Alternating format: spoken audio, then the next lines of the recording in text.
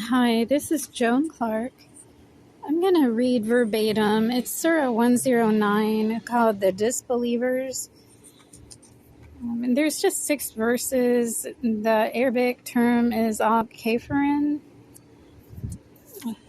And then I'm going to speak a little bit about Marwan Shehi, who led an attack into the South Tower on 9/11. I believe I did meet him in Columbus, Ohio. I didn't know that he would end up doing that, but he seemed to want to talk to me. He was new to the worship center that I was attending, and he happened to be sitting in a place where there had been knives. I didn't know what to think of those. I thought maybe they were for a fisherman or a hunter, so I just shook it off and ignored it. And I can't even remember what I discussed with him that day, but I did want to talk about the content of this book. It says, first it says, in the name of God, Allah, who is gracious and merciful. Say, O disbelievers, I don't worship what you do, nor do you worship what I do, nor do I serve what you do, nor do you serve what you have. You have your way, and I have my way. And I remember a long time ago, a stranger called me. It was in the 80s, and she asked for a ride somewhere. She didn't have transportation. And I said, well, how did you get my phone number?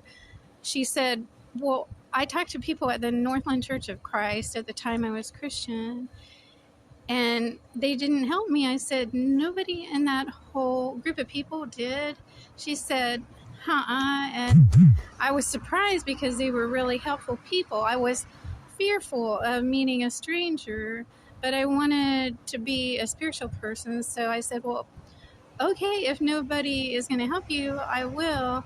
When I picked her up, she wanted to discuss the name of God, and did I know what the different terms were? And I said, yeah, well, we call him God, and other people call him Jehovah or Allah. And she said, well, what do you think about that? And I said, well, it's just one God with different language interpretations. And she said, I'd be really careful about that. And I said, why? She said, well, they all have different characteristics. And like the God of Christianity is taught love as the greatest law, and God of Allah teaches fear and a holy state. Again, Christianity teaches a lot of forgiveness of behavior and accepts that you'll grow with time. And then as far as like the Jewish faith, they are law abiding and peaceful. So I guess that's what this section is talking about, how God is known by different names and behaviors. And then it's talking about an atheist. Well, what does an atheist value? Which is intellectualism. So that's what this section is.